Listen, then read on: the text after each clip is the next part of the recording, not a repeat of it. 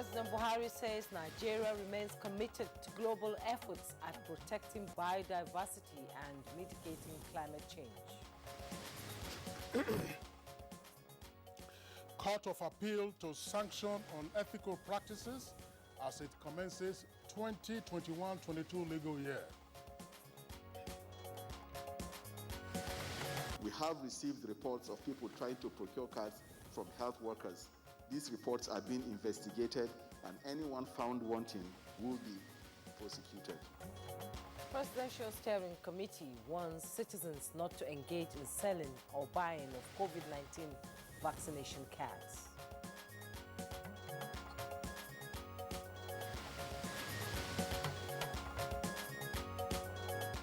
On Good Morning Nigeria today, we shall discuss the task ahead for the National Assembly as plenary resumes, plus traditional medicine and COVID-19 response.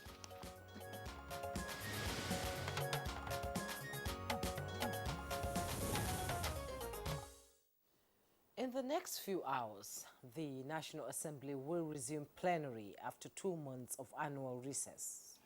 Now, the lawmakers in both chambers had, during the recess, continued with their oversight and public hearing on some matters of national importance. And these include medium-term expenditure framework and fiscal strategy paper and a host of other issues pertaining to economic development and revenue generation. As the lawmakers resume today, all eyes are on them to conclude deliberation on the constitutional amendment and also prepare the ground for legislative work on the 2022 Appropriation Bill. So what should Nigerians expect from the National Assembly in terms of lawmaking and oversight on national issues? What level of sacrifice and commitment should Nigerians expect from the legislators to deepen our democratic governance? Well, these are some of the issues to be discussed on National Assembly resumption on Good Morning Nigeria today. I am Juma Yusuf. Thanks so much for joining us. And I'm Kingsley Osadolo. I joined my colleague Jumai to also welcome you to the program live on the network service of the Nigerian Television Authority. Now, in addition to the subject matter of the National Assembly resuming plenary today, we shall also discuss traditional medicine and COVID-19 response. And we have our complimentary segments in the course of the program. But for now, here's our colleague Habiba Oladipo with the morning news. Good morning, Habiba. It's good to see you. It's been a while. Hi, Jome. Good morning, Kingsley. Good morning, Nigerians. Here is the morning news. The United Nations Educational, Scientific and Cultural Organization, UNESCO, has extended a formal invitation to President Muhammadu Buhari to the 75th anniversary of its founders, scheduled for November in Paris, France. Director General of the organization, André Zoulay, handed over the invitation during a courtesy visit to the president. And President Muhammadu Buhari says Nigeria remains committed to global efforts at protecting biodiversity and mitigating climate change. Secretary to the Government of the Federation, Boss Mustafa, delivered this at the President's address at the opening of UNESCO's Man and Biosphere International Coordinating Conference in Abuja. I made a pledge at the 74th session of the United Nations General Assembly that Nigeria will plant 25 million trees nationwide. This pledge has seen Nigeria raising and planting close to 80% of the total number across the country.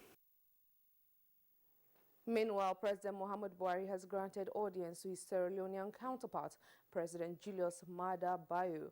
State House correspondent Adamu Sambo reports that the Sierra Leonean leader was in Abuja on a 2-day private visit. The two leaders met behind closed doors for about an hour, but details of their discussions were not made public. The last formal engagement between President Muhammadu Buhari and the Sierra Leonean leader was in September 2019 on the margins of the United Nations General Assembly in New York. Although corruption is said to have infiltrated through all sectors of the Nigerian society, the Court of Appeal has indicated its resolve to nip in the bud on ethical practices amongst its judiciary officers. The president of the court, Justice Monica Donga-Mensah gave the indication at the commencement of the 2021-2022 legal year of the Appellate Court. This week, the court will conduct special sittings of justices to help us further decongest the Abuja division and enhance its optimal functionality. I respectfully ask my lords to maintain the sanctity and credibility of the court and to ensure that the sacred integrity reposed on your lordships remains unshaken. As the Nigerian National Petroleum Corporation (NNPC) transits under the Petroleum Industry Act to a commercial entity, the need for more prudence in portfolio management has been re-echoed. Group Managing Director of the NNPC, Mele Kyari, reiterated this as the only way to create, deliver, and capture value for Nigerians to whom the NNPC belongs. Revenues have gone down from about 4.7 to 2.7 trillion. Nigerians has still managed to have a reasonable profit. And Presidential Steering Committee on COVID-19 says it is a criminal offense for any citizen to engage in selling or buying COVID-19 vaccination cards. This is coming on the heels of reports that some persons who do not want to be vaccinated are inducing health workers to procure the vaccination cards.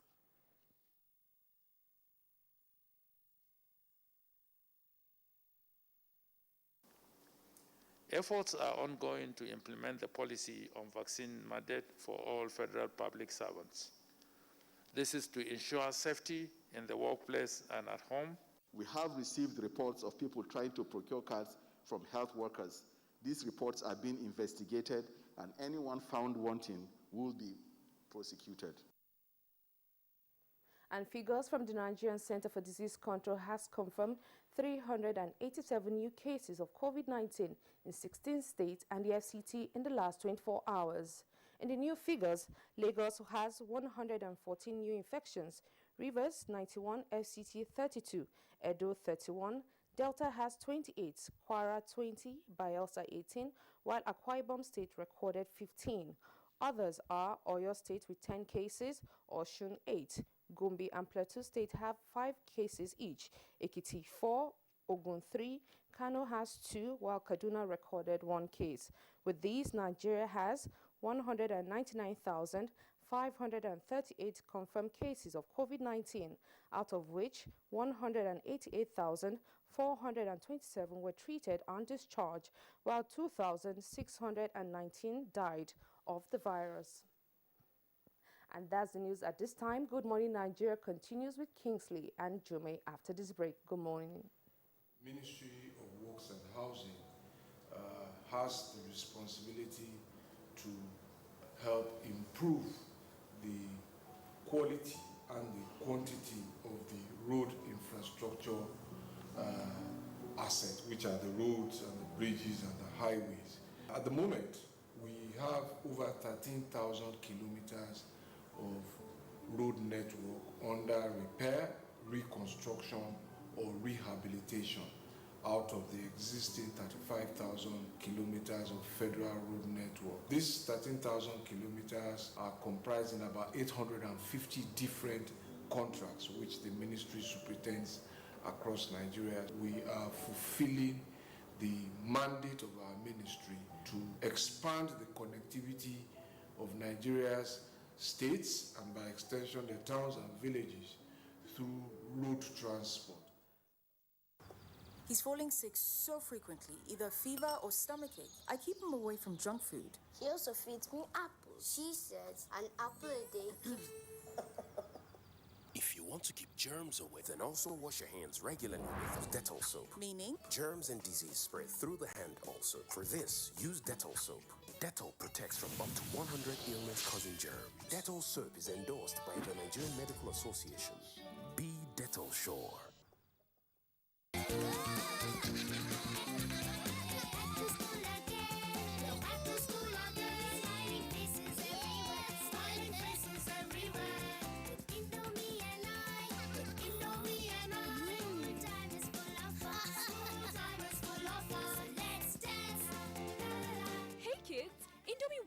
back to school. Have a session filled with lots of fun and excitement. Stay safe, stay healthy. Indomie noodles, tasty nutrition, good for you.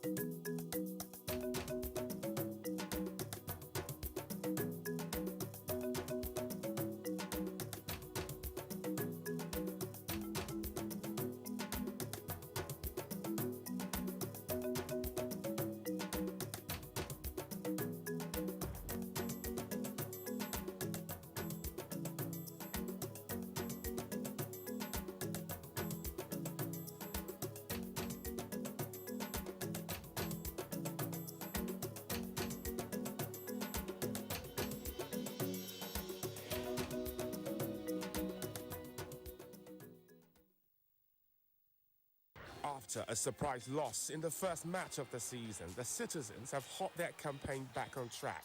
Will they continue in their winning form or can they be stopped? Find out this Saturday as Manchester City welcome Southampton to the Etihad Stadium on the Premier League Live, showing on the network service of the NTA from 2:30 p.m. The Premier League Live is brought to you by Baba Ijebu and powered by Integral.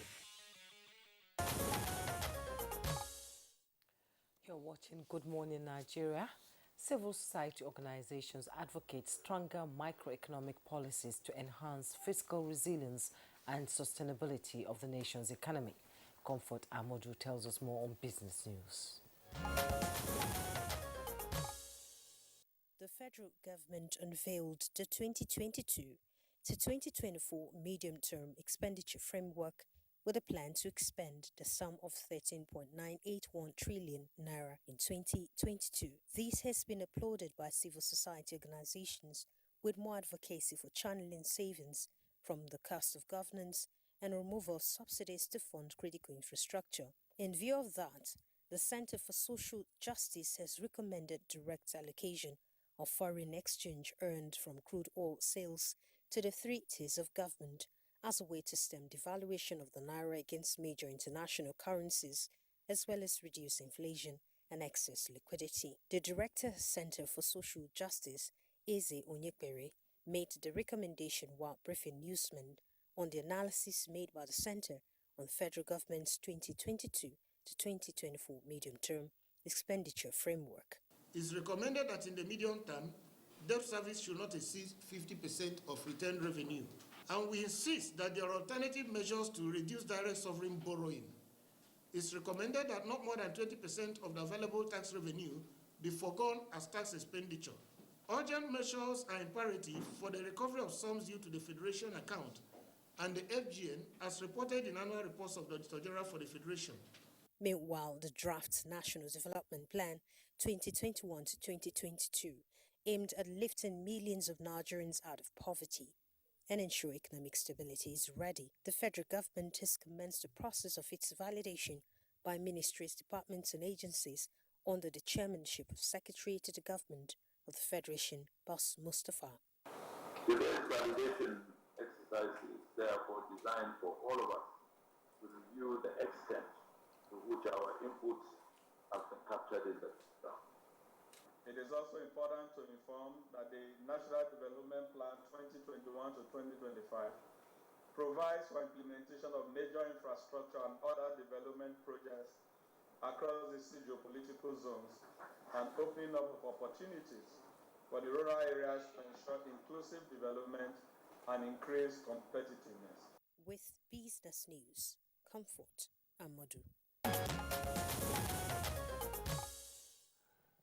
Thank you very much, Comfort Amodu, for the business news package on Good Morning Nigeria. Coming up next is Newspaper Review.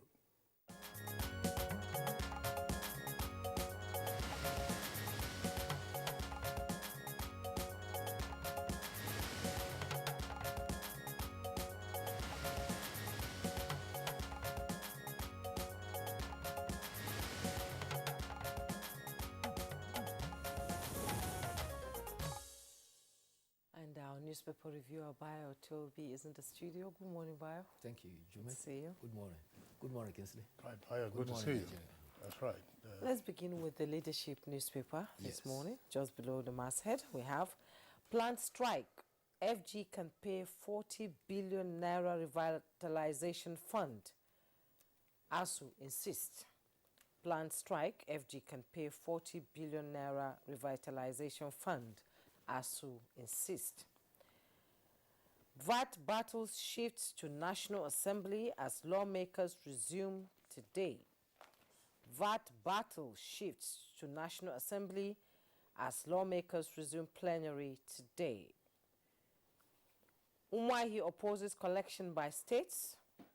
Some governors behaving like foreigners. That's attributed to ex-ACF scribe. Fair grips FIRS tax consultants. You find details on page 4. APC holds state congresses October 2nd. APC holds state congresses October 2nd. Details on page 9. Kwara approves 100 hectares for farm estate. Frontiers Oil chairman Odoli Lalomari dies at 87. Details on page 8. We didn't defraud federal government of 540 million naira. Resident doctors. We didn't defraud FG of 540 million naira. That's attributed to resident doctors. Details on page 9. 70 abducted Zamfara students regain freedom. 70 abducted Zamfara students regain freedom. Details on page 6. 240 criminals on the loose as gunmen attack Kogi prison. 240 criminals on the loose as gunmen attack Kogi prison. Okay, we take a look also at the front page of the Nation newspaper. Above the name flag, ICPC invites ex-IG, DG Budget and others. With the rider, Police Trust Fund under probe. You have details on page 6. IPOB stops pupils from sitting for WASC exams in Southeast. Nasarawa Assembly's Deputy Minority Leader suspended. 2023, Adamu, Abdullahi Adamu, opposes zoning of presidential ticket in APC. Below the nameplate, Appeal Court President, that's the kicker. Judges pay poor and judiciary underfunded. With a rider NBA panel to probe lawyers over conflicting rulings. APC State Congress holds October the 2nd. Fintri signs 3 bills into law. And the photographs there on the front page, of course, have the following captions and headline: 4 die, 6 vehicles swept away in Abuja flood. This, of course, happened in Trademore Estate in Lugbe district of the Federal Capital Territory. You can see the vehicles there, one swept into a gutter, another also, of course, damaged. Last year there was a similar incident. A gentleman was swept away by the flood. He was being warned, as in same Trademore Estate. He was being warned not to continue walking inside the flood. But unfortunately, he lost his footing and he was swept away. There was a video recording that went viral last year. Panic in FCT, Kwara, and Niger over 240 fleeing inmates. Gunmen kill soldier and policeman in Kogi prison attack. The measures that have been activated: Edo deploys patrols. Ekiti moves undercover agents to boundaries. Niger posts squad on red alert. Kwara closes boundaries. FCT tightens security. 75 Zamfara pupils freed. Striking doctors disown NMA over Buhari meeting. Let's start with the good news. Juma read 70 students from the leadership, and you read 75 from the nation. Yes. The good news is that the students of Government Day Secondary School, Maru, in Zamfara State, who were abducted from their school on 1st of September, were released yesterday. They spent 12 days in captivity. Meanwhile, students of the Federal Government College, Auri, are spending over 80 days in captivity, as well as Bethel students of Kaduna, who have spent over 70 days in captivity. Sadly, 4 persons were killed when flood wreaked havoc at Trademore Estate in the Federal Capital Territory, Abuja. The Punch reports that 166 houses, 26 vehicles were destroyed by the flood, as indicated by the General Manager of the Federal Capital Emergency Management Services, Abbas Idris. Residents say the flood was as a result of a heavy rain on Sunday evening, late in the night. But however, it was aggravated by the promoters of an estate in the area who channeled water towards the flooded area. A man was said to have gone to buy drugs at the pharmacy, but when he saw the level of rain, he stayed his car. But unfortunately, the car was eventually inundated and swept away. He was among the 4 persons that were found dead by the flood. It is not the first time the flood is taking over Trademore. There's a very deep gully there in the Trademore that needs critical urgent attention. Annually, whenever there is heavy rain, there is always a tendency to have that flood, just like Kingsley indicated. On the criminal front, gunmen attacked a correctional center in Kaba at midnight on Sunday. The attackers used explosives to break through the walls of the prison. A briefing provided to the Minister of Interior indicated that 15 soldiers, 10 police officers, and 10 armed guards were on duty. They fought gallantly to repel the attackers. Unfortunately, 1 soldier and 1 policeman were lost, and as at now, 2 correctional service officers are still unaccounted for. A crisis response team comprising of all service agents have been put together to go after the trail of the gunmen. At the time of the attack, the facility was housing 294 inmates. 224 were pre-trial inmates, while 90 were convicted inmates. There was suspicion that the gunmen had come to rescue some of their criminal conspirators who were being held in that place. Many inmates who escaped are said to have returned. Others are still being rearrested. A similar attack took place in Owerri, it may be recalled. Meanwhile, a security base in Mutumji, which is in 80 kilometers from Gusau, has also come under attack. The site was for logistics and reconnaissance in the fight against bandits in that area. Daily Trust cites a report that the French agency has reported the attack and said that weapons and houses were set ablaze. Also in Imo State, at a village called Nkume in Njaba local government area, governments suspected to be members of the proscribed airport attacked a comprehensive secondary school. Students were there to sit their junior secondary school examination when they came there, firing into the air and dispersing everything. Students and teachers had to flee. Motorcycles and other items there were set ablaze, but the good thing is that there were no casualties. Meanwhile, Governor Willie Obiano of Anambra State on Monday moved through Oka to encourage people to come out for go about their businesses. Being a Monday, a day that is the proscribed IPOB had declared as a no outing day, the AK Oka market was opened, but traders were afraid to open up their stores. Governor Obiano intervened and led some of the traders and encouraged them to open up their stores. Meanwhile, Governor Dave Omahi, who also visited President yesterday, has also indicated that Southeast is suffering because business activities have been crippled on Mondays. He said this is as a result of fear and intimidation with the sit at home, and he said it's the worst thing that has happened to the economy of the Southeast. He, however, said that leaders of the zone and Ohanese are working together to find a means of the grievances and bring same to Mr. President. He, however, indicated that the President is set to visit Ebonyi in November to commission projects. Okay, Bayo, let's just take a few stories very briefly so that we can address them. The one has to do with the flooding at Trademore. Yes. Earlier we had indicated that there was a disaster there last year. Now it has occurred again. 4 persons have died. Happily, you mentioned the name of Abbas Idris, who is the DG of the Federal Capital Territory Emergency Management Agency. He's been a guest on Good Morning Nigeria on a number of occasions. And ahead of the flooding season, he was also one of our guests, and he talked about the measures that the FCT was already taking to mitigate the impact. If you recall, probably a couple of years ago, they took down some houses, some informal settlements around the Giri area.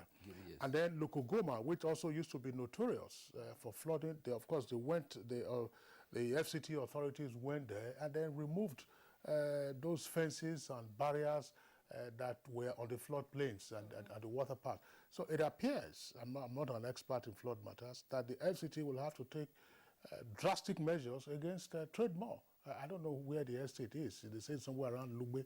But if you're having this kind of flooding and fatalities arising each year, what are the obstructions? What are the obstacles?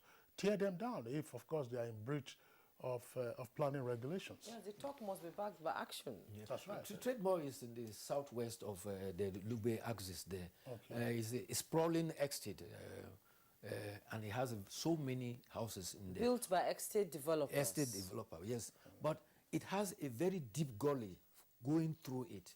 Several years back, there was that flood, and they deliberately embarked on constructing concrete embankments to try and contain the water.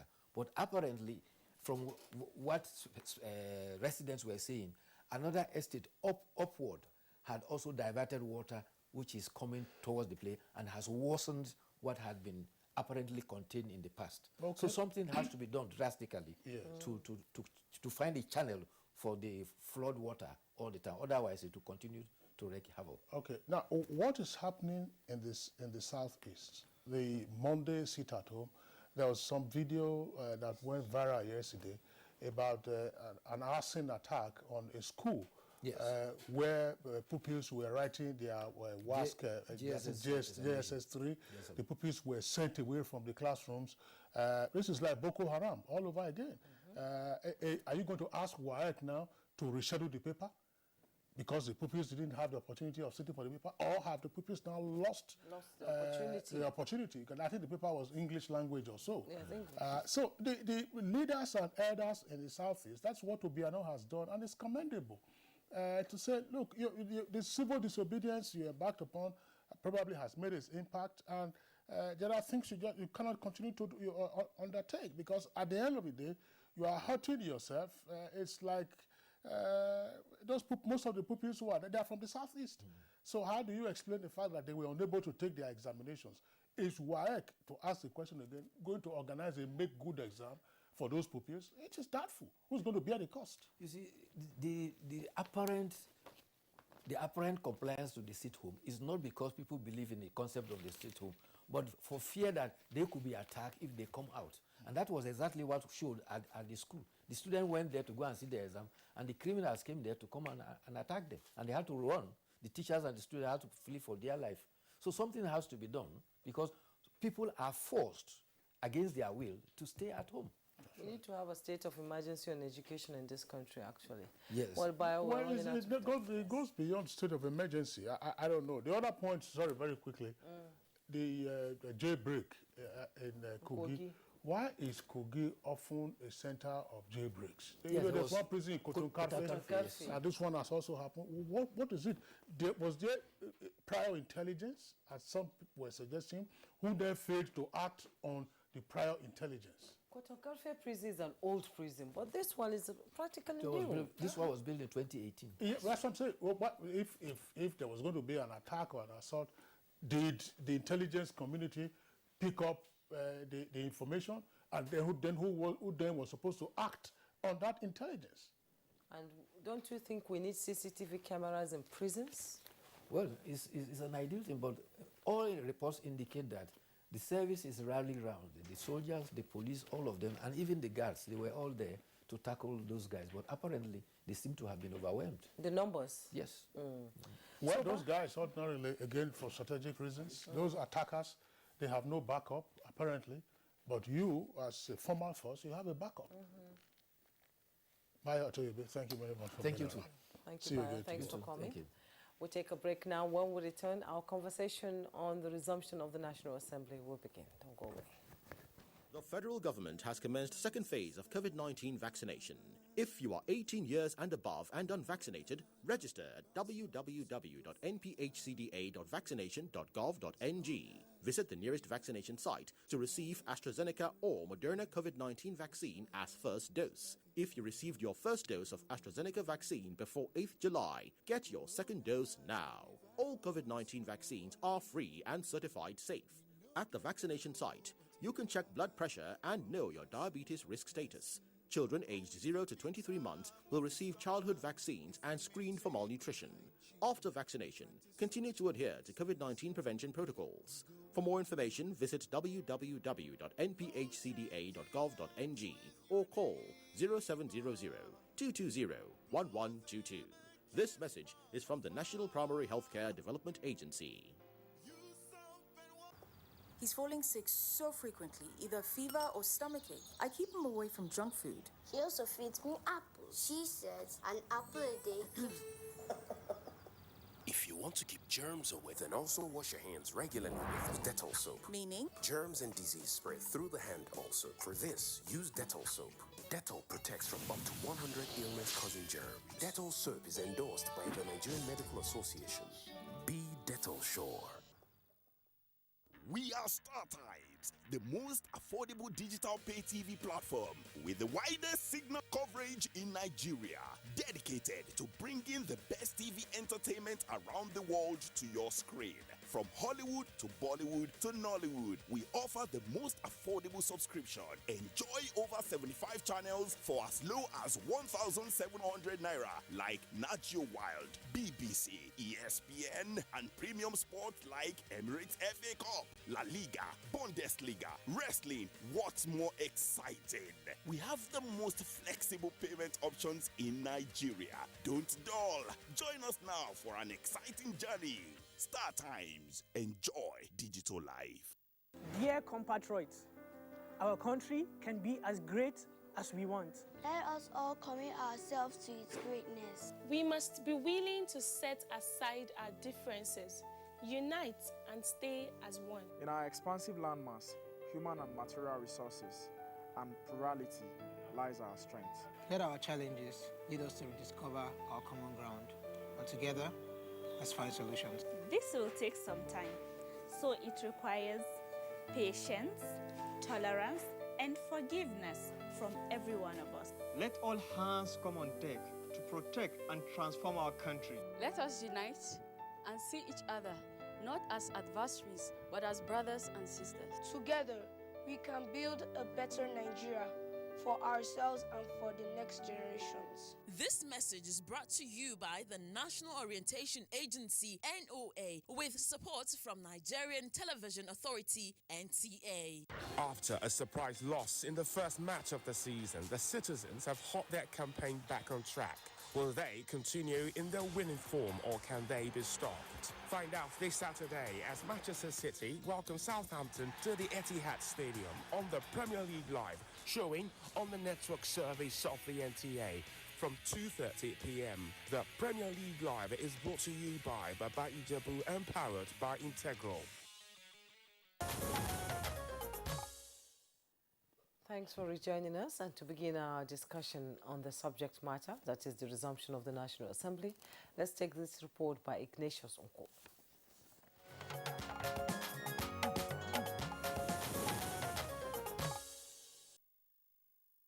Thursday, July 15, 2021 was the last plenary before the Senate embarked on its 2021 annual recess, while that of the House of Representatives was the next day, being 16th. Both chambers had considered and passed the Petroleum Industry and the Electoral Act Amendment bills. 2 months after, both chambers are set to reconvene on Tuesday, with all departments of the National Assembly bracing up for legislative activities. Reception of the 2022 budget from Mr. President and accelerated consideration of the ongoing constitutional amendment are expected to receive immediate attention.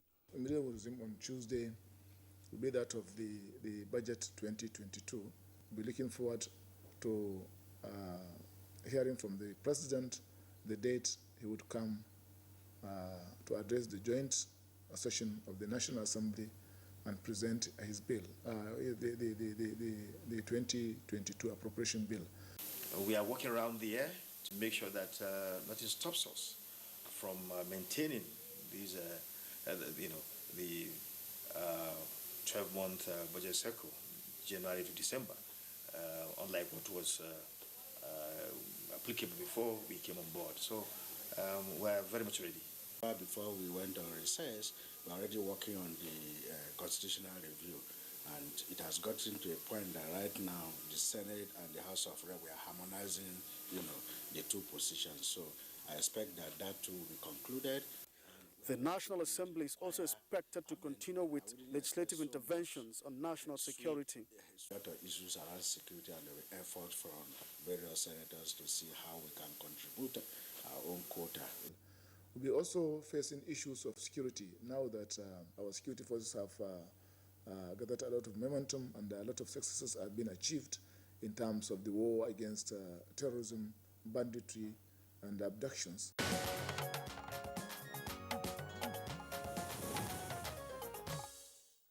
All right, thank you very much, Ignatius Nkwo, for the backgrounder.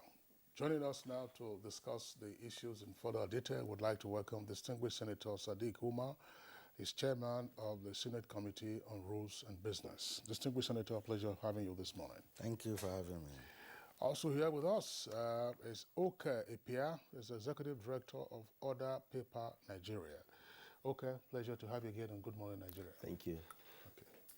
And joining us via Zoom is Honorable Benjamin Kalu, spokesperson of the House of Representatives. It's a pleasure to have you join us on Good Morning Nigeria today. Thank you very much for inviting me, and viewers, thank you for tuning in. All right, gentlemen, once again, welcome to the program. Let's begin with the upper legislative chamber, the chairman of the Senate Committee on Rules and Business. Plenary is resuming in a matter of hours. What is on the cards? Yeah, thank you very much, Kingsley. But before I tell you what is in the cards, recall that I was seated there last time I was here, and you did ask that, well, PIB, Electoral Act, are we going to pass it? Are we sure? The goalpost has been changing. And I say, I was cocksure we are going to pass. So, on behalf of you, let me congratulate the National Assembly for keeping our promise. This night assembly is a serious one. We keep our words. Now, congratulations. Congratulations to us all. Thank you very much. Now, from there, we are continuing again. After recess, most legislatures are refreshed now, and we are ready to contribute our quota in moving Nigeria forward. So one of the key, bills we are expecting as we resume is the Constitutional Amendment Bill. Last time, we could not conclude because, there are so many contentious issues in constitutional amendment.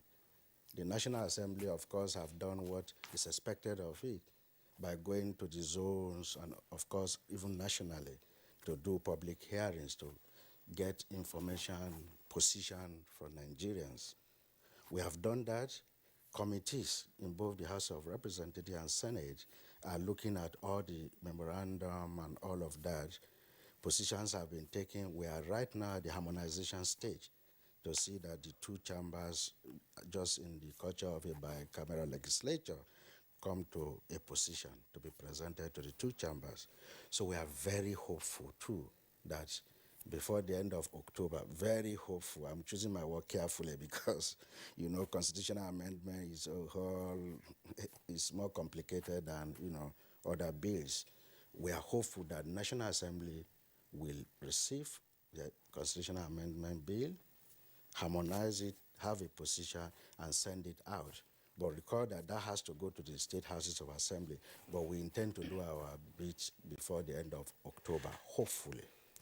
Very, very important to us in the National Assembly, too, is the 2022 Appropriation Bill.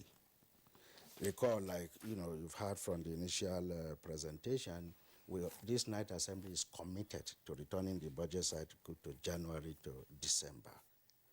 We have done it the first year, we have done it the second year, we intend to do it the third year again. So this bill is one of the key things we are expecting from the executive, and the president is equally committed to ensuring that the executive brings, the appropriation bill to the National Assembly. Hopefully, we expect before the end of September, but from experience so far, give or take, we always receive it by first week of October. There are about worst case scenario by second week of October. Whichever way, we are committed. If that happens, we'll receive the bill and we'll ensure that if it means, suspending plenary to ensure that we concentrate on the bill, we are going to do that. So these are the two key things we are expecting. Of course, security and economy will be on the front burner as members resume. Okay, Senator Sadiq Umar, thank you for your opening comments there. Let's join Apia, Executive Director, Order Paper Nigeria. You've listened to the Senator as he's reeled out the kind of, work they have coming on as they resume plenary. What is your take on that? Thank you very much. I am delighted, first of all, that in a sense, the National Assembly has been able to record some momentous milestones, whether by deliberate design or by chance. You must give credit that they are able to pass the PIB, which is now PIA. It's a lot of credit. We have been on that journey for 20 years plus, so you must give that credit to the National Assembly. The distinguished senator, Baral Jibrin, talked about the budget cycle, January to December budget cycle. They look set to retain that achievement, which is also a milestone. So coming on with these positive milestones, we would expect that the National Assembly return to duty today going forward. They are adequately primed to build on those achievements.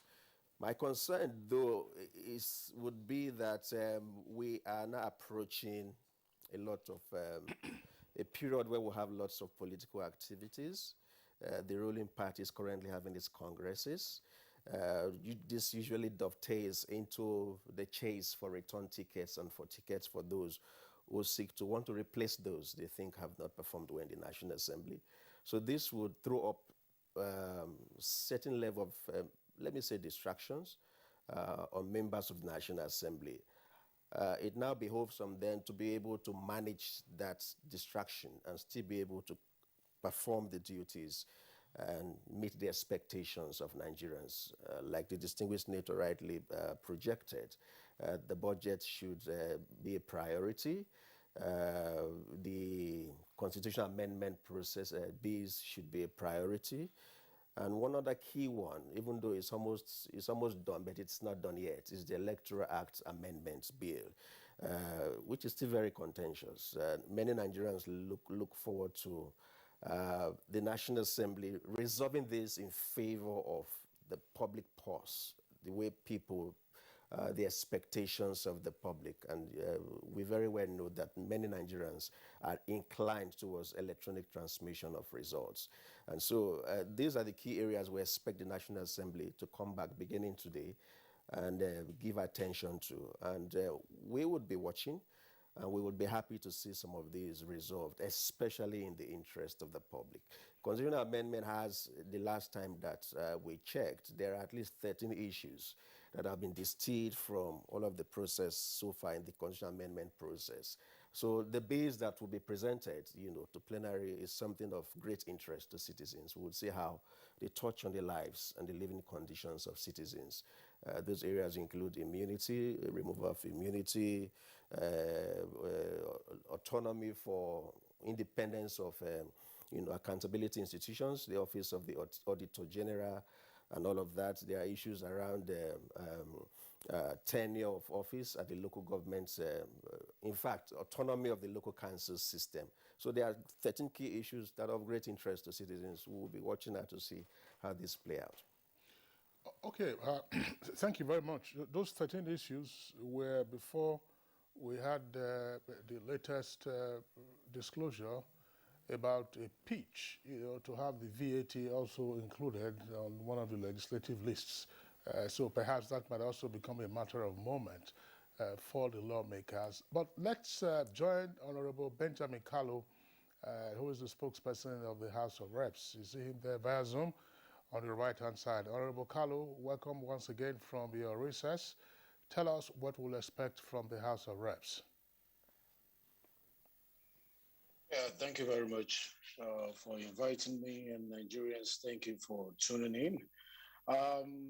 My colleague from the other chamber there, the Senate, has done a good job in trying to highlight on the issues that will occupy the front burner as we resume. But let me not fail to mention that though we are resuming today, there will be no plenary today because in our custom, when we lose a colleague, we usually step down proceedings for a day in honor of the dead. So we lost one of our members, the House of Representatives from Ondo State, popularly known as Expensive. So when we resume today, it will be to honor him, and then we will reconvene tomorrow. But having said that, most of the issues they mentioned there are some of the issues that we are looking at the House of Representatives. As you are aware, the next stage for the Electoral Bill that we amend, the Electoral Act that we are amending is the Conference Committee. At the Conference Committee, some of the desires of Nigerians, which seems to be at varied position between the two chambers, will be looked at. Whether such variation is as according to the public's interpretation or the different position of the Senate to the House. I'm talking about Section 58(2) for the House of Rep and Section 58(3) for the Senate, whether or not the issue of transmission should be electronic or manual or left at the discretion of the unbiased umpire, which has always remained the position of the House of Representatives. But the purpose of conference committee is for us to dot the I's, cross the T's on the issues that need deliberation. And I spoke to the leadership of the House yesterday, and they are engaging with their Senate counterpart, the leadership level, to decide on number of people that will be constituting this particular conference committee. Having said that, yes, the budget, we want to return it to the circle. Yes, we're going to do that. And as you're aware, the Finance Committee of the House happened to be one of the committees that did not really enjoy their recess. You know that the president on the 8th of July sent the MTF to the National Assembly, and the Finance Committee shelved the annual recess to consider the MTF in order to ensure the House maintains this annual budgetary cycle. And MTF is a 3-year planning tool prescribed by the Section 11 of the Fiscal Responsibility Act, to define government socio-economic and development objectives and priorities, and to set out key parameters and assumptions underlying fiscal policies. It helps to guide the MDAs on the formation of their policies and selection of projects for budgetary consideration. So it's a very important document that was sent by the executive, and what we have done is to ask the Finance Committee to stay back, to look at it, because if they don't, it's going to affect this budgetary cycle. And they did that from the 16th of August to the 26th of August, deliberating for 10 days. And they had interactive sections to ensure fiscal discipline, and probity by government-owned enterprises to avoid leakages and all the rest of them. This was the core essence of interacting with the public. And they made findings and also look at the parameters upon which the MTEF was based. The MTEF is for 2022 to 2024. And they discovered that it was premised on the World Bank forecast. The average of $60 per barrel in 2022 for budget realism. As you are aware, it's always suggested that benchmark is below this particular projection by the World Bank, and the MTEF was projecting at 57. on oil price for 2022 and 55 oil price in 2023 as well as 2024. We also found out that the proposed oil production is expected, daily production is expected to be at 1.88 million barrels per day in 2022, and exchange rate was also pegged at 410.15 from 2022 to 2024. Inflation rate was at 13% in 2022 and in 2023 and 10% in 2024. GDP growth was also pegged at 4.20% in 2022. These are some of the parameters, and the aggregate revenue available for 2022 budget from their report is 7.26 trillion, out of which 3.16 trillion will come from oil-related sources. The 2022 expenditure framework is put at 13.98 trillion, and capital occupying about 26% of the total expenditure. I'm worried here because the continuous provision of the subsidy remains a major concern and a major drain to the government revenue. The report also looked at some MBAs who were merely recycling budget proposals, indicating lack of proper needs analysis. They just garbage in, garbage out. And also some revenue generating agencies were utilizing their IGR in flagrant disregard of the Constitution and the Financial Responsibility Act, by failing to remit some of these funds to the federal government. Some agencies are also underreporting their revenue. We found some of these things out. Some of the agencies are self-serving and without national interest at heart, because they deliberately Honorable Benjamin Kalu, we'll get to that. We'll get to that in the course of the program. You'll get to explain it more when we return to you. And let me now come back to the studio where Senator Sadiq Umar is sitting. You have a lot on your plate. Quite a huge plate, I can see. And just like Mr. Okeepia said, time is of essence. Which of these bills are in dire need of looking into by the National Assembly to ensure that it moves forward? And the electionary year is just around the corner. You people will start going back to your constituency to start campaigning. What are we going to do, you as a National Assembly, moving forward? What are the bills that needs immediate attention right now? Thank you very much. Before I answer that, thank you, for recognizing the efforts of, the Night Assembly.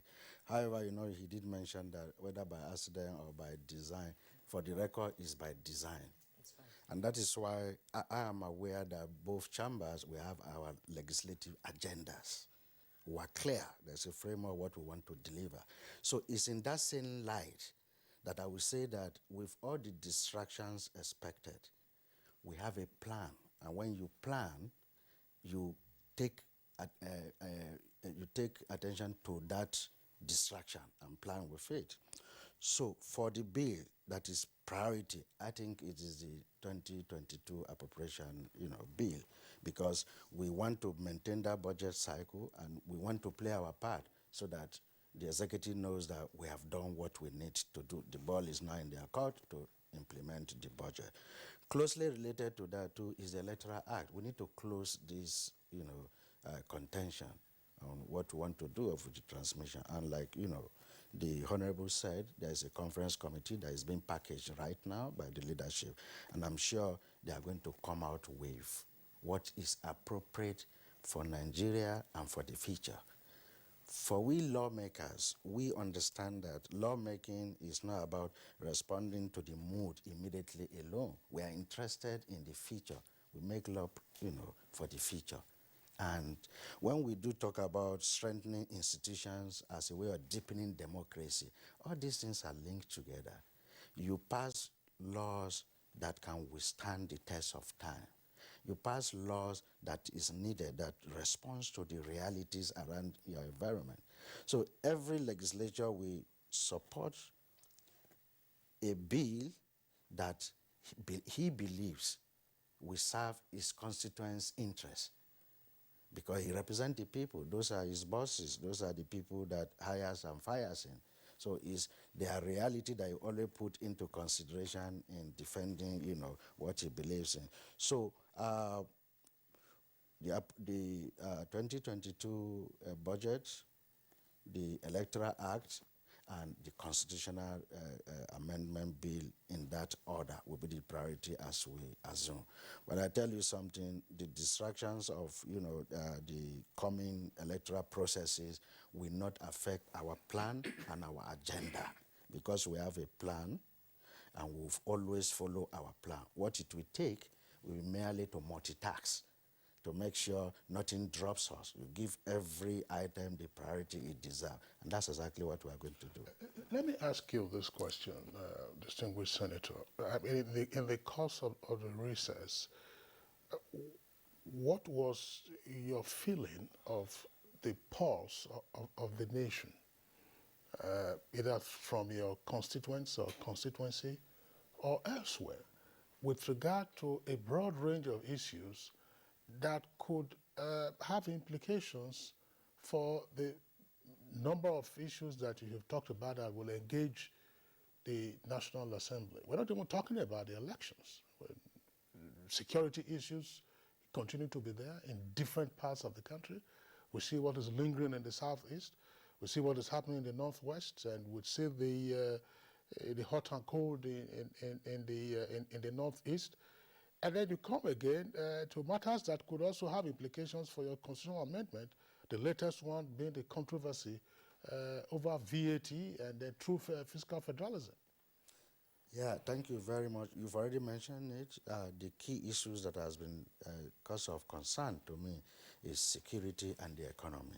Those two elements of our societal life is what is the most important. Life has to be secure. The economy has to be good for people to survive. So that's been the concern, both from my constituency and in the whole country. And I will tell you, as a National Assembly, our rules are very clear, and we are prepared for those rules. And I can tell you, as the chairman of Rules and Business, right now, every senator their interest is all about decent security and economy. Whether motions or bills, they already queue up.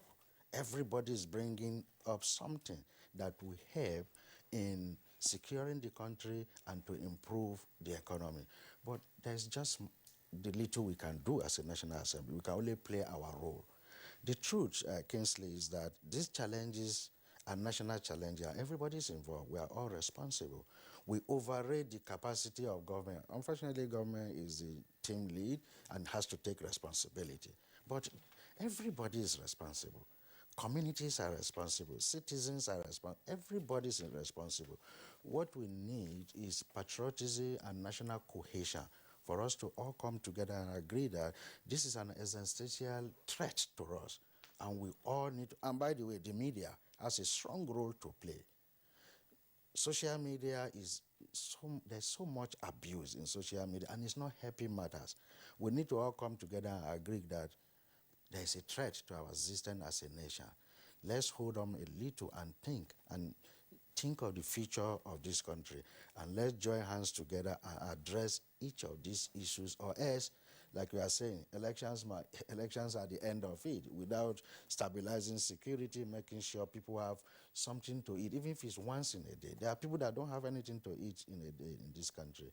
Until we do that, we will not be even talking about elections. For us in the National Assembly, we are clear with our responsibility, and we don't take it lightly. Like I've read out the statistics last year, it's still going to happen this year. Everything that you say every senator brings to the floor of the House is always about the key issues that is disturbing us in this country. Is security and economy. But I'm saying that we will play our role. We will do what we need to do. But there are other players, both known and unknown players. There are some known players that are not seen. But some of them have even stronger roles than those we think are responsible in these problems we are facing. So we are prepared, and we'll do our bit. Thank you. Mr. Okay, you're a known player, and you've been observing whatever has been going on in the National Assembly for quite some time now. he has reeled out some bills that needs to be looked into. Which of these bills do you think needs their attention right now? I would agree with him in the order of priority that he has listed those bills. The budget bill that should come usually would be preceded, or at about the time it comes, by a tradition of oversight, a performance over the MDAs. I don't know if they are going to do that this time like they usually would do. They would resume and then sometimes, most times actually take a break from plenary, a week or 2 or 3, and go on this dedicated massive oversight over the MDAs. Maybe they would do that. They would tell us if they would do that. I raise this point because distinguished senator was talking about the roles of the National Assembly and that other actors also have their roles. But the National Assembly has an overarching role over virtually every other actor by performance of the function of oversight. So yes, they could make laws and make resolutions. They also have that function which no other organ of government, no other arm of government has, which gives them that exclusive powers, which they sometimes do not fully utilize or do not adequately utilize for reasons around, let's not rock the boat, partisan, this, cordiality and all of that. But I think we need to see more of oversight. That's the point I'm making. There is a whole lot of concerns that we already agree around the security situation in this country. I am not sure we are getting adequate oversight over that sector from the National Assembly. We acknowledge that oversight over security is not something that is easily seen or perceived or seen. Let me use the word seen by everybody. Sometimes they have these meetings closed door and all of that, But we think that if there is effective oversight, we should have more results. More results, I say. This is not to mean that we're not seeing some results from the security operatives and the security agencies, but we would have more results. What is it that they lack? We see an inclination by both arms of government, the executive and the legislature, readily to provide these things. The last supplementary budget that they approved before they went, security sector funding was a huge part of it. So that is a good credit for them. But how are they performing oversight over these appropriations to ensure that this equipment that are budgeted for, they are procured and adequately so, to ensure that there's adequate capacity building for troops and for operatives? So I think these are areas they need to they need to up their game in the National Assembly so that we would see more results. The same thing with the economy. They would do this oversight over MDAs one way or the other. Would that impact? How much impact would it have, in the consideration of the budget bill for 2022? So that like the wastages that Honorable Kyle mentioned, garbage in, garbage out scenario, we should see less and less of those, if not a total elimination. This is what oversight entails. If these things continue to happen, then it raises the flag and questions around adequate oversight. And he was talking also about Honorable Kalu, about leakages. This is one key area I also want to raise with the National Assembly. In fact, this is an appeal on behalf of the citizens of this country. They need to quickly pass the Fiscal Responsibility Act Amendment Bill. That bill has gone through second reading. It has gone through public hearing in the Senate. There should be an urgency around that bill because that is a bill that is that will help a lot to curb all of these wastages that we see and we talk about in government. The expending of IGRO, of operating surplus, lack of remittance of operating surplus to the Consolidated Revenue Fund. All of these are adequately addressed through the introduction of enforcement and sanctions, in the bill.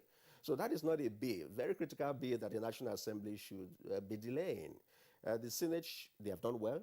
They should report back to plenary on that bill, have it passed, and send it to the House of Representatives for concurrence. I think that's one critical area too that will help the budgetary process with respect beyond just the performance of oversight.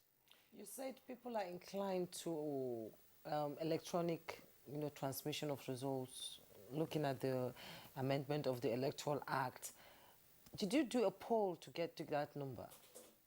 I am not aware of any poll, but we are all aware and we can hear what Nigerians are saying. We watch TV, we read the papers, we also go through what social media is saying. And the preponderance of opinion is that there should be,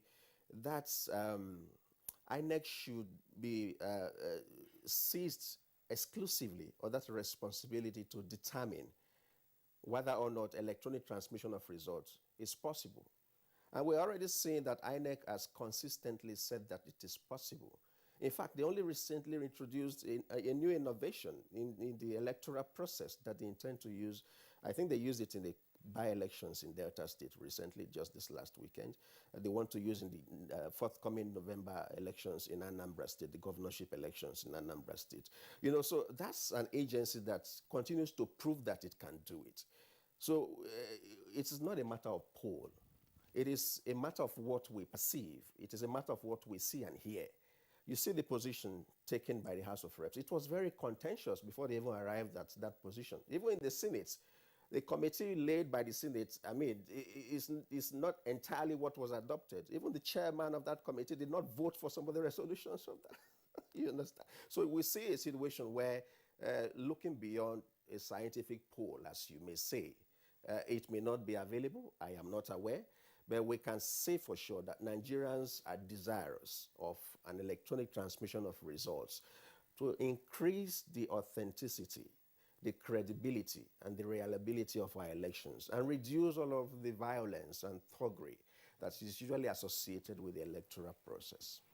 Okay. Ipia, thank you very much there for your comments. Let's bring in again Honorable Benjamin Kalu of the House of Reps. Honorable Kalu, I also want to throw the question to you in terms of appreciating or apprehending the national mood and then seeking to translate that into legislative work as lawmakers resume today. There are a number of issues you can raise with regard to the nation's mood. We've talked about insecurity in different parts of the country. You are from the Southeast, you know what is happening there. We also have the issue of incessant strikes. And one is currently ongoing by Association of Resident Doctors. And despite the intervention recently by the president, we're reading in the headline this morning, the resident doctors saying that the meeting with the NMA that the president convened, of course, has no implication for them. So we have all kinds of things. ASU the other day was sounding a gong that they just might get back to the trenches. And as I mentioned earlier, there's the latest issue of an attack or a quest for true fiscal federalism through the VAT controversy. Yeah, thank you, Mr. Kingsley. Just like the senator said, the mood of the nation is that they should feel more secure. And you know, the primary purpose of government is to ensure the security of lives and the welfare of citizens as well. This is our mandate as government. And if you summarize the needs, the expectation, the hunger, the desire of Nigerians, you have that mood. It doesn't go beyond this to fundamental elements of our mandate as government. And yes, in interpreting that, you find out that they expect more from the National Assembly to provide more security for them. And that was why we did the security summit recently. If you may recall, that we had a security summit. It was a reflection of the pressure from the public and what we have witnessed, because we are actually part of the public. We are part of the citizens of this country, and it affects every one of us. We had that security summit, but it didn't just end there. A report had been forwarded to Mr. President. Recommendations have been made. And beyond recommendation, out of those recommendations, we have been able to bring out about 9 solid bills that revolves around the security of lives and properties of Nigerians. We are pushing it in our chamber at the moment. The House of Representatives is one of the things that will occupy the front burner as we resume. So Nigerians expect to be more safe, and we are taking legislative interventions that will help us provide that kind of security that they need. And just like I was saying, another is economy, their welfare, how they want to be able to afford bread, without so much struggle. And it boils down to the budgets and also the enabling legislations, that is in charge of some of these agencies implementing the budget. If things are done the way they're supposed to be done, these strikes will not be going on the way they are going. The expectation of Nigerians will be met at a particular point. And that is why we owe them this responsibility of ensuring that this 2022 budget, having established that the MDAs are merely recycling budgets, we are going to do a thorough due needs assessment in the budgets to know why are they presenting what they are presenting. Are they leaving the needs of the people I'm presenting, or just to present budget? And also there is urgent need, since our economy is dependent on oil, there's urgent needs for us to establish the actual daily PMS consumption, as data from stakeholders are conflicting. We're spending so much money, and money that's supposed to go to other areas of needs of the Federation is being written off through certain data that, does not justify what we are seeing on ground.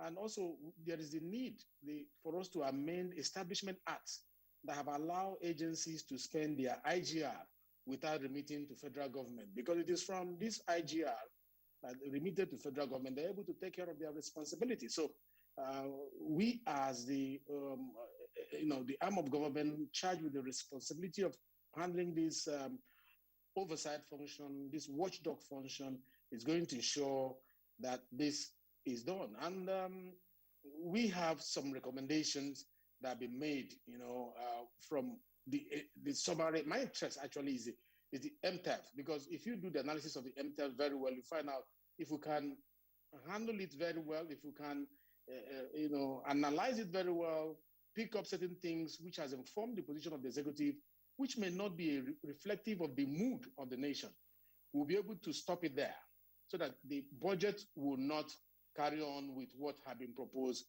in the MTEP. So as we resume, we are looking at this recommendation of the Committee of Finance that has said that we should investigate the discrepancies in the data provided by Custom, NNPC, PPRA, Petroleum Equalization Fund, DPR, regarding daily crude oil production and PMS supply.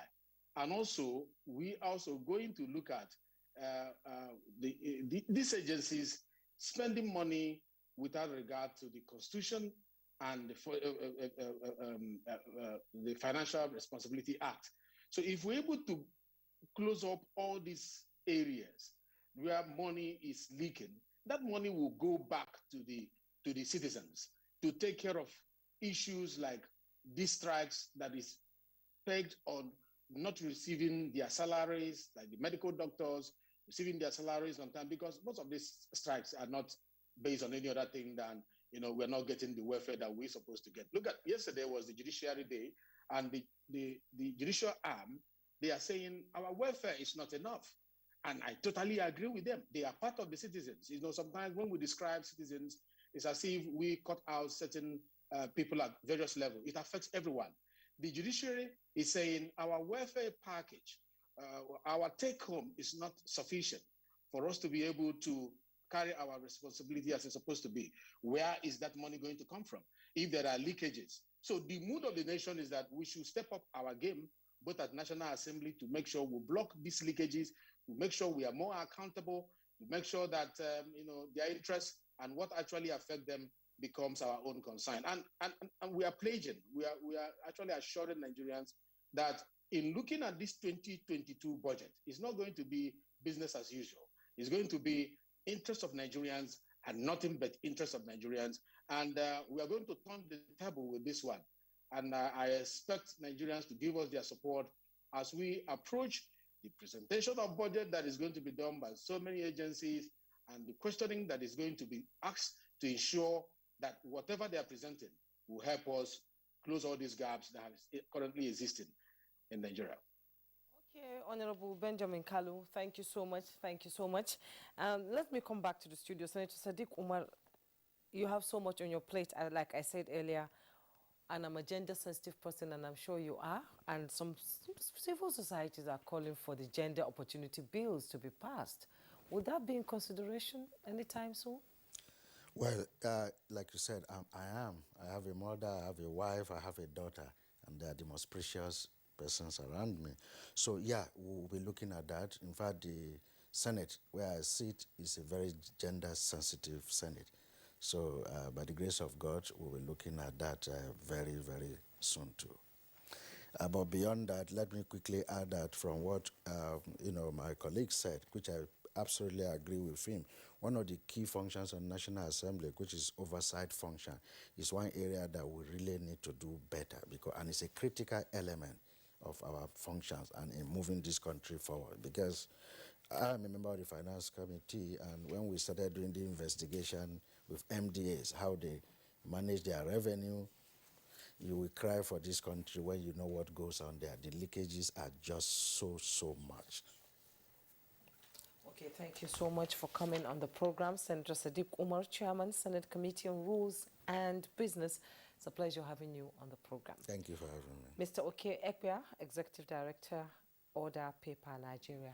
Thank you so much for your contribution. My pleasure. Honorable Benjamin Kalu, spokesperson of the House of Representatives. Thank you so much for your insight and input into the conversation. Thank you very much for inviting me. We'll take a break now. When we return, our second topic for discussion will begin.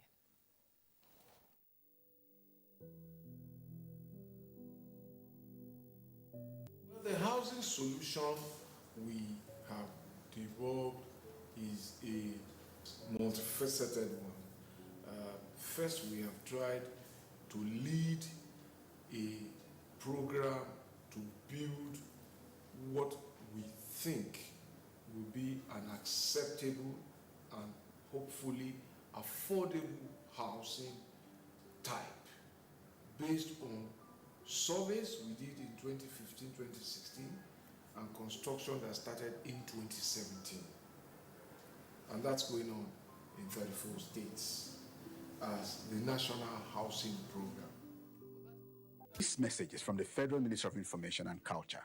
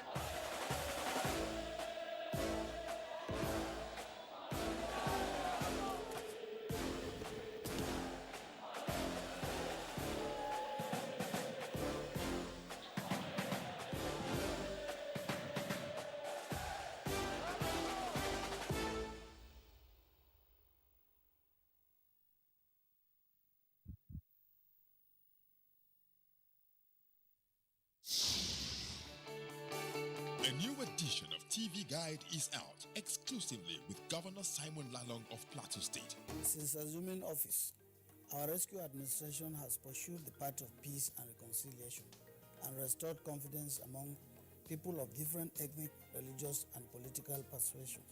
Peace is back on the plateau. We are building world-class infrastructure in roads and opening up opportunities for innovation. The edition is a compendium of mind-blowing stories for your reading pleasure, ranging from entertainment, economy, sports, media, politics, family, and lots more. Pick up a copy and keep abreast with issues and trending features within our space. TV Guide, very incisive, very educative and compelling. Grab a copy at the vendor near you or any NTA station nationwide. TV Guide, your indispensable companion. After a surprise loss in the first match of the season, the citizens have hopped their campaign back on track. Will they continue in their winning form or can they be stopped? Find out this Saturday as Manchester City welcome Southampton to the Etihad Stadium on the Premier League Live, showing on the network service of the NTA from 2:30 p.m.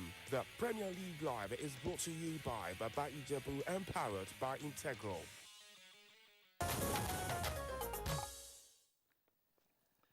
You're welcome back. Now, the 31st of August every year was recommended by World Health Organization as the African Traditional Medicine Day.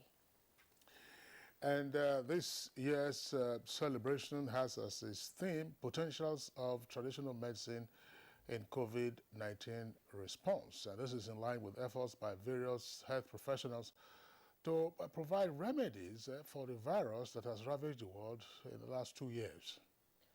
Minister of State for Health, Senator Olorunnibe Momora, said the Federal Ministry of Health is working in collaboration with international organizations and relevant MDAs to develop traditional medicine in Nigeria and also ensure the discovery of effective remedies against COVID-19 and other diseases from the rich and extensive flora of the country. Well, joining us now in the studios to discuss traditional medicine and COVID-19 response, I'd like to welcome our regular guest, pharmacist Zainab Ujudud Sharif. She's a director and head of traditional, complementary and alternative medicine in the Federal Ministry of Health. Pharmacist Zainab, pleasure to have you again on Good Morning Nigeria. You know, I'm always happy to be here. I'm home. Thank you. Good morning, Nigerians. And we're also being joined by Professor Anthony Olojuwa, village chemist and advocate of traditional medicine, herbal medicine research and development scientist, former acting vice-chancellor of Obafemi Awolowo University, Ile-Ife. He's a retired professor of pharmacognosy. I hope I got that right. Cognosy. Yes. Welcome to the program, sir. Thank you. Good morning, Nigeria. God bless you. Professor Olojuwa, let's begin with you. Who is a village chemist? You know, in asking this question, let me just contextualize it for our viewers. In the 80s, in the early 80s at The Guardian, there was a certain gentleman, Ashikiwe Adione Egon. He described himself as a motor park economist. But his ideas on the economy were always very contentious and incisive. So today we have a village chemist with us in the studios, and he's a retired professor of pharmacognosy. So tell us, who is a village chemist? Well, a village chemist is not contentious. The village chemist is a pharmaceutical chemist professionally, and is a village man that believes in using what we have locally to maintain health. Simple, straightforward. Okay. Pharmacist Zainab, why is this day set aside for traditional medicine? Yeah, you will recall in 2001, the African heads of state met here in Abuja and had a declaration. They look at the need that it is time for Africa to promote its own traditional medicine. Hence, the consensus and the agreement to set aside a day to commemorate or celebrate the African Traditional Medicine Day. Because they believe by declaring a day, which was also approved and recommended by WHO, it will be able to make Nigerians or make Africans in general to look inwards and be able to look at the aspect of traditional medicine, which is an indigenous medicine. Medicine of the people, part of your culture. Whether you like it or not, you are part of traditional medicine. Because if you've not taken it, your grandmother, your grandparents, whatever it is. So that brought the forum, and they agreed that that day, every 31st of August, should be recognized by Africans and celebrate Traditional Medicine Day. You are able to assess the journey so far, how far and how well you have fared. If you look at last year's theme, it was said 2 decades of African traditional medicine. It was going to be a decade from 2001 to 2010, and they reassessed and saw that there is a need to again increase and expand, and it was set aside, it was further increased from 2010 to 2020. And that last year's theme was, what have we done in the past 20 years? African as a whole, We have done not credibly well. We could do better. We could do more, provided there's that strong political will. A lot needs to be achieved. The African continent as a whole, no drugs has emanated. This is what pains some of us who are passionate.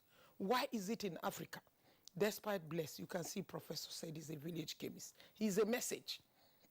Village chemist proudly, because I know the locality I come from, we have so many medicinal plants that are blessed there, which can lead to, I know along the line, let me not keep on talking, but this is the significance, and this year is no exception. It's never late, even though it was not celebrated on the 31st of August. This is the celebration now.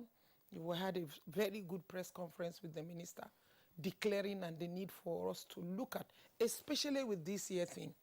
You know, at the early of COVID-19, people say, what is the role of traditional medicine? We knew there was a role, whether politically or socially or internationally. Some of us believed in what we believed, and we insisted in talking that traditional medicine has a role to play. Some may not like it. Some may not believe it. We know in medicine there is politics. The politics can be international. But it is time for Africa, for some of us, to look inwards and begin to develop our own, if nothing, for the benefit of our people. If you look at China, if China was going to import drugs, how many billions? If India was going to import drugs, how many billions? In the early time of COVID-19, the Chinese clearly, I can now proudly say it, that in the mild to moderate symptoms, they use traditional medicine. It is time, and that is why we celebrate the day. We have so many programs lined up. Thank you very much, Pharmacist Zainab. Professor Anthony Elujoba, let's drill into the theme for this year's celebration, which has to do with potentials of traditional medicine in COVID-19 response. In asking this question, I should also say that last year we had a number of conversations around this subject matter. Pharmacist Zainab at one point was our guest. And then, of course, the WHO also picked up some of the whole ideas about seeking to boost your immunity and so on and so forth. But still, you know, the NAFDAC itself did say that there were a number of applications from the traditional medicine practitioners, but none had been approved. So where are we? Is it still a question of potential, or we are now having candidate remedies for COVID-19, which is not going away anytime soon from what we see? Thank you very much. I think getting to say that there is a candidate for COVID-19 response, you've got to rely on what NAFDAC has found out. From what I know of the efforts of NAFDAC so far, they have told us that about 37 herbal products have been put forward for possible clinical trials in the area of COVID-19 response. Whether those will then come successfully during the human trial is another question.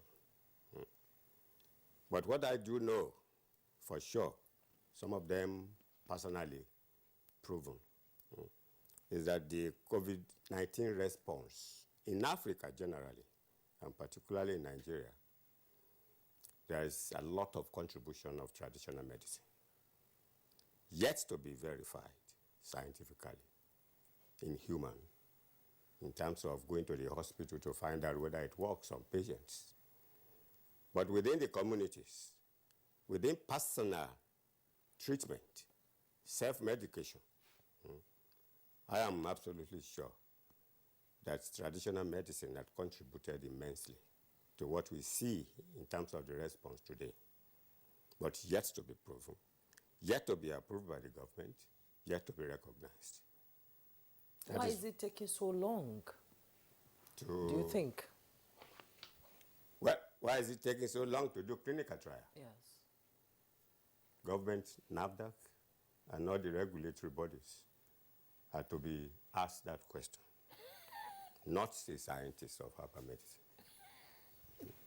I know that many products that could be used for at least to remove certain symptoms of COVID-19 are present within us by our traditional healers, by our scientists that have been working on herbal medicines, but they do not have the capacity to go forward to do clinical trials in terms of funding.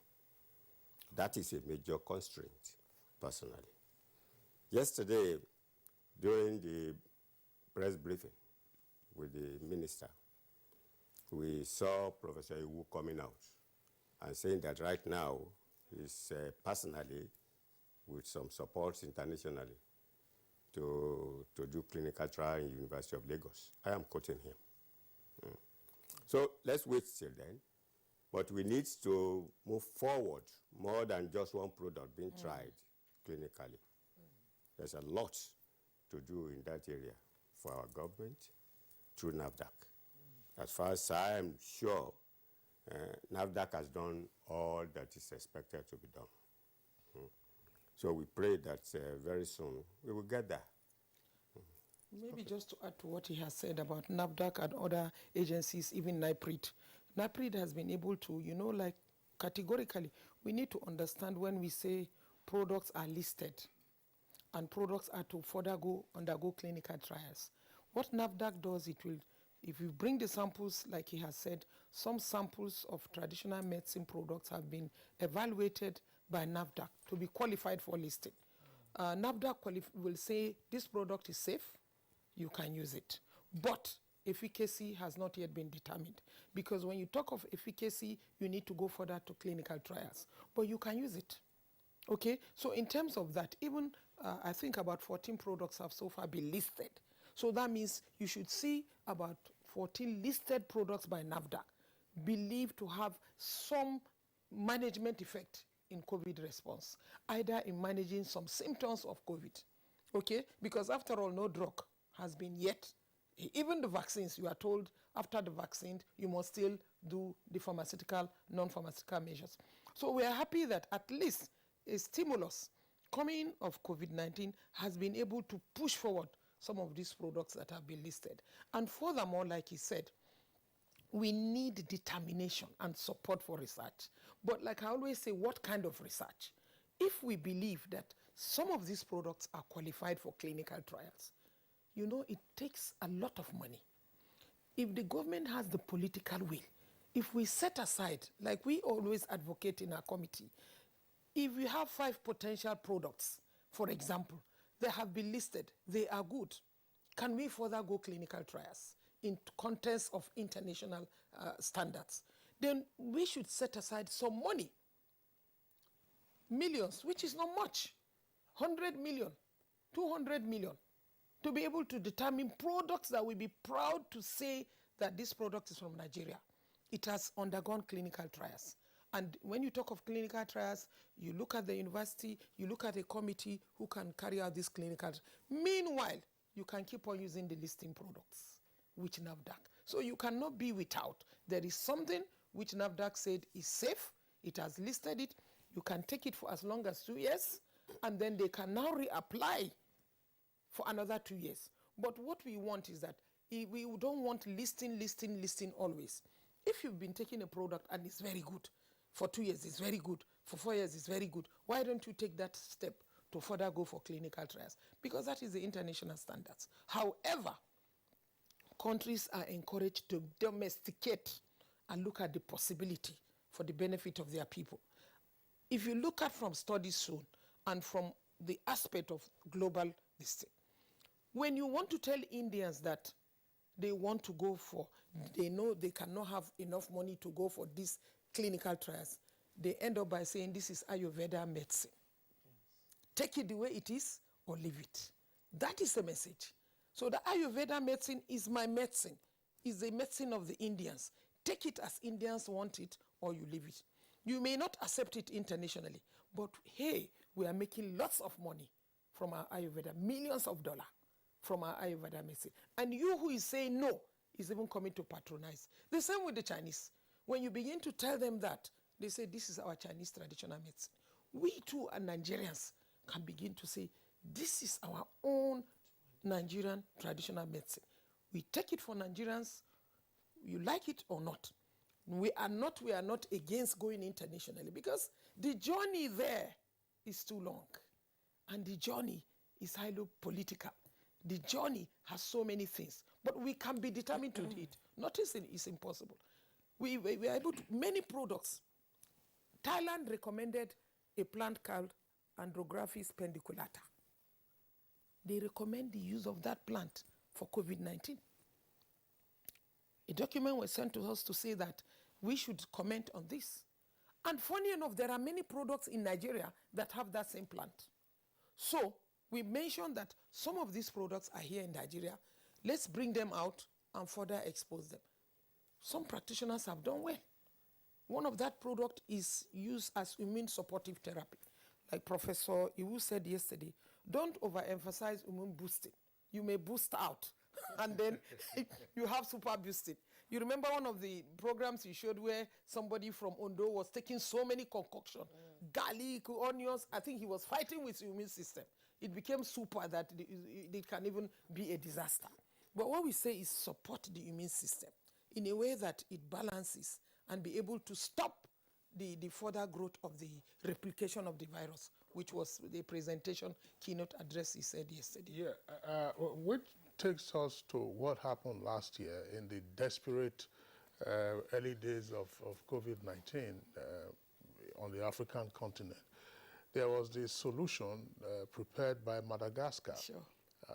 And there seemed to have been some high hopes as to the usefulness of that preparation. I think one of the key components or key compounds was derived from Artemisia. Now, what eventually happened? Because at some point I was reading some discrediting accounts. What eventually happened? Did that tend to color the perception about the efficacy or lack of it of African traditional medicine as a response to COVID-19, Prof? You see, if I go back to the time of what we call Fagara and sickle cell anemia, when that was discovered in Ife in the 70s, there were this type of controversies. Exactly. Did it work? Did it not work? Was it a lie, what we got in the laboratory? So when the issue of Madagascar preparation came, I knew there would be controversy. That controversy is on now. But yesterday, we found out that Madagascar is going ahead. Exactly. To use his drug. In its country. In its country. Not for export. In its country. But it has expanded. Because it has not been accepted worldwide. Worldwide. And I also understand that Madagascar is doing clinical trials. Exactly. To prove to the world. On its own. On its own. Without the support of WHO or what have you. It was the same in those days on acupuncture of China, when America was saying that putting needle on the bodies and people don't feel pain and you will operate them, they will open their eyes, but pain will not come. And all the whole world was saying is witchcraft. Today, the Americans go to China to be trained acupuncturists. Exactly. So my impression is that there must be controversy on something that is good. And I'm expecting there will be more controversies by the time we see what is working, seriously working for the COVID-19 pandemic from Nigeria.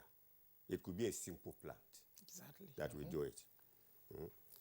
Going to the science of COVID-19, the symptoms are clear. What shows the infection, they are clear.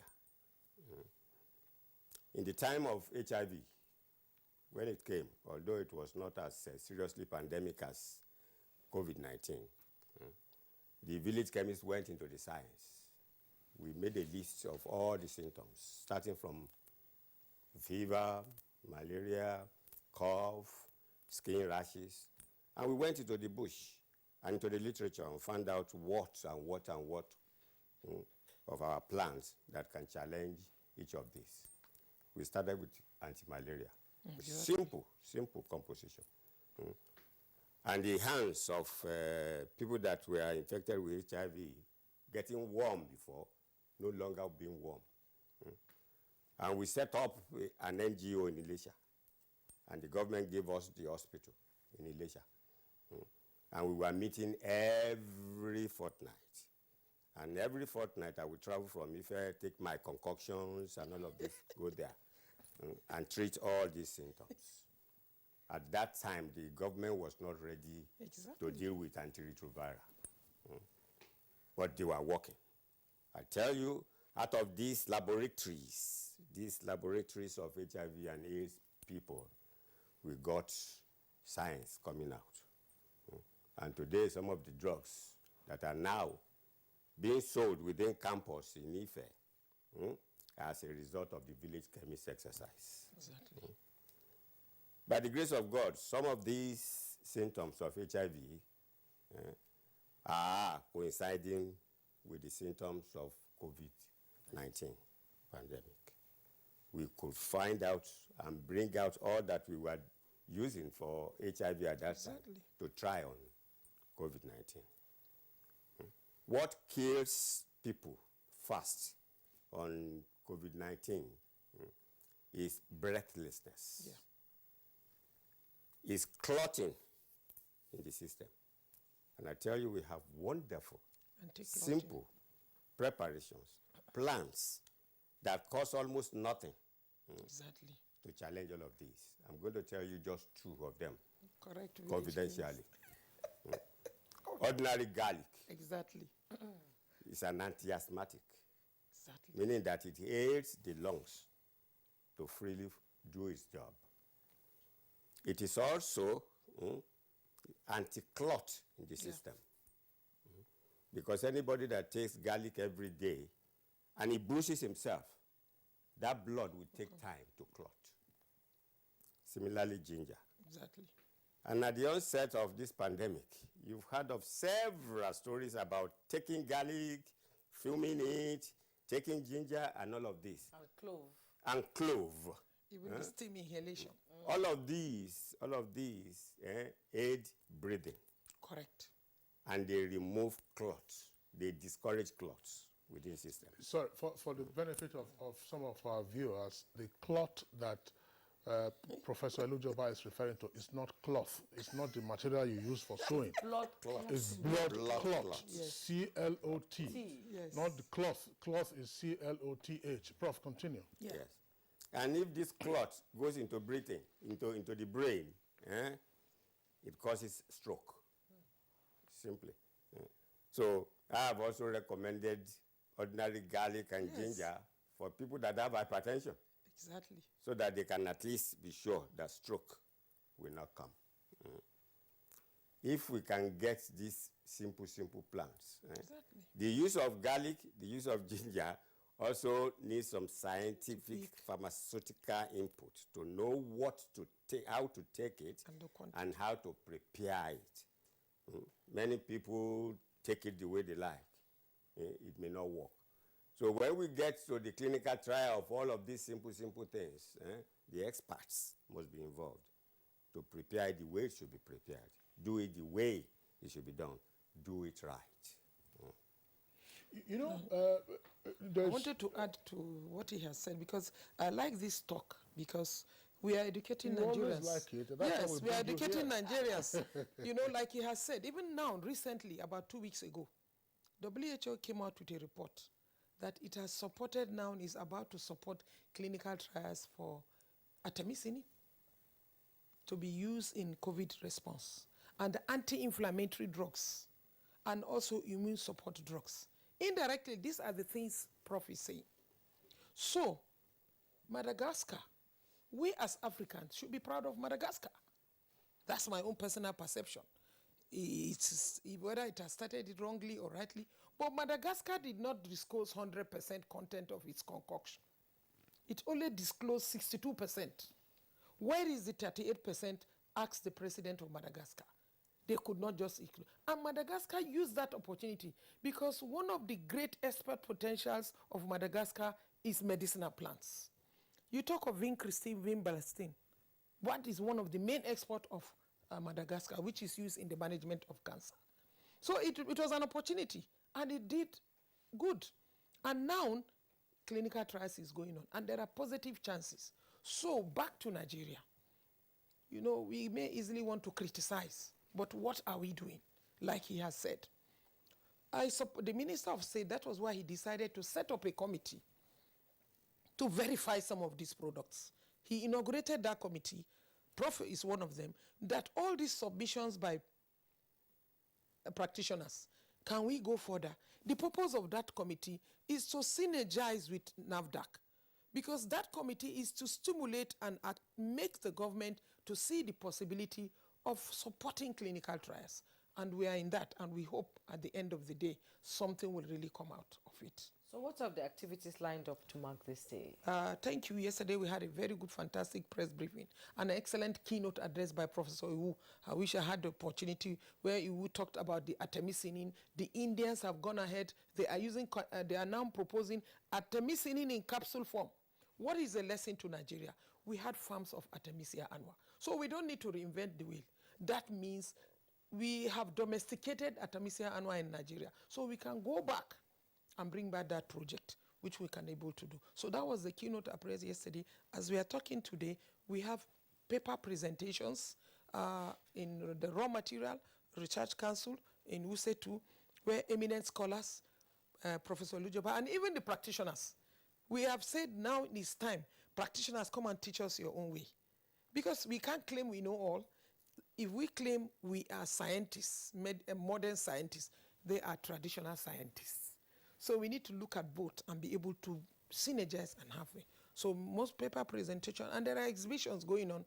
The purpose of the exhibition is to, out of this COVID-19, and again, from these our medicinal plants, look at what has been produced, listed by NAFDAC, so that people can see that we are doing well, but we could do better. And Prof, you should have told them that WAHO qualified us in terms of, I will allow you to say that, the exam, we passed an exam. Prof is in a better position to say it. Among the West African countries, assessment of this African Declaration ATM Day celebration, who has done well, who is ahead. Prof. Yeah, before I say that, let me tell you the scientific principles in the treatment of viral diseases, from my little experience with HIV. In HIV, all that we were sure of, very sure of, even though the medicinal plants we were giving to them may not be so antiviral to kill the virus, but they will be enough to take charge of all the symptoms, and the man can live very well with the virus. The virus is giving all that he needs in terms of immune system. And the virus will not want the patient to die, because the day the patient dies, the virus also dies. So they are living symbiotically with themselves. So if I transpose that to COVID-19, I do not see any serious difference in it. Exactly. What I have told you of removing clots or preventing clot and preventing breathlessness, those are the two things that I know that kill fast. If these medicinal plants are prepared, these simple ones are prepared, and patients continue to use it, clots will be far away, and breathlessness can be resolved, while the patient continues to take good foods to support the immune system. The virus could be there, COVID-19 could be there, and the man also will be happy, doing his normal job, until COVID-19 virus begins to go to where it came from. You know, Prof, I know that there's a question that Pharmacist Zainab would like you to respond to. There is a lingering curiosity for us, say in Africa, but more especially in Nigeria, because the dire forecasts that we had upon the advent of COVID-19 was that countries with fragile healthcare systems were going to be heavily impacted, that our hospitals were going to be overflowing with patients, dead bodies will be picked up from the streets, and so on and so forth. Yes, it is possible that the numbers are underreported, but it appears also that those numbers in terms of fatalities do not compare anywhere near what we heard in Italy, what we saw and heard in the UK, what we heard in India, what we heard about the US, what we heard about Brazil. So that lingering curiosity is, what is it that it has fortified us, as it were? Because virtually everywhere you go, and this is a major problem in crisis, in health crisis communication. People are just flagrantly disregarding simple protocols. They say, look, wear a face mask, maintain social distancing, and so on and so forth. Is this a matter that should be of interest to a village chemist? Of course. When I came here, I put this on. I was expecting all of you to put it on. Yes. But maybe it's against the law here. The cameramen all have it. The cameramen all have it. We need to talk so our viewers need to see us. Yes. Well, that's why I pocketed. And we all pocketed it. Yeah. You see, to answer your question. After the program, I have put mine. It back. Yes. Yeah. I know. I was talking to support him. Yes. That if you go to Lagos today, you can count a few people that put it on. Unless they want to come to the airport. Because it is mandatory. And the numbers keep going up with the Delta variant. So what I'm saying is that God has provided us with this endowment.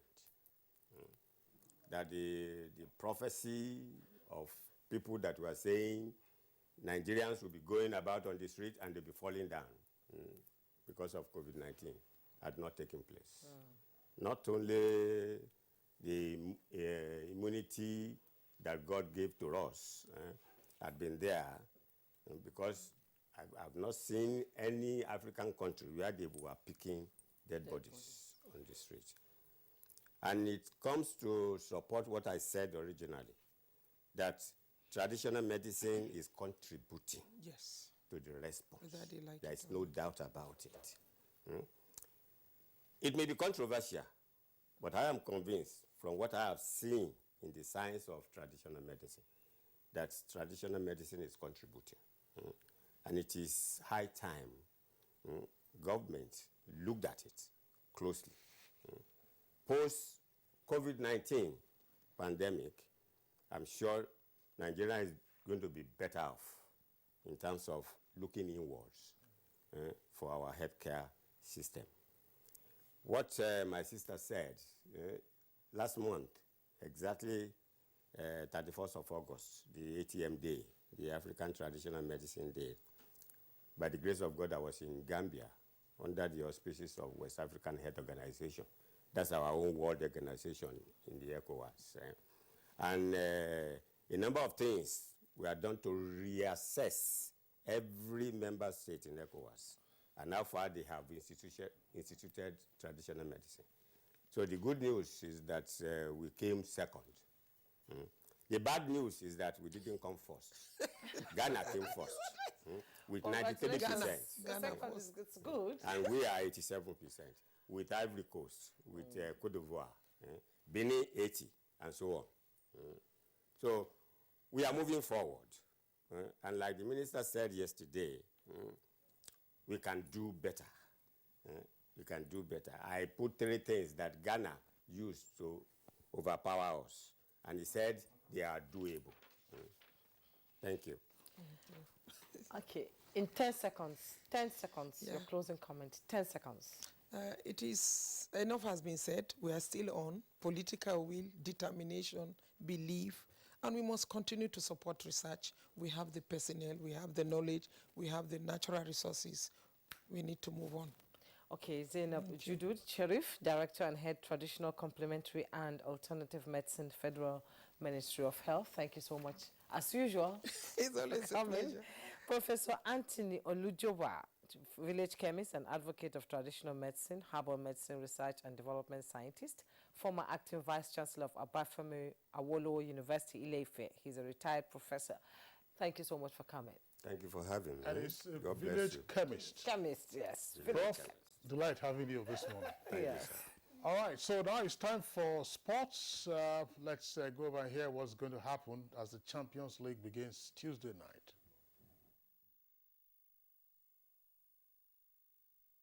It launched attacks on Hamas targets early on Monday following incoming rocket fire late on Sunday.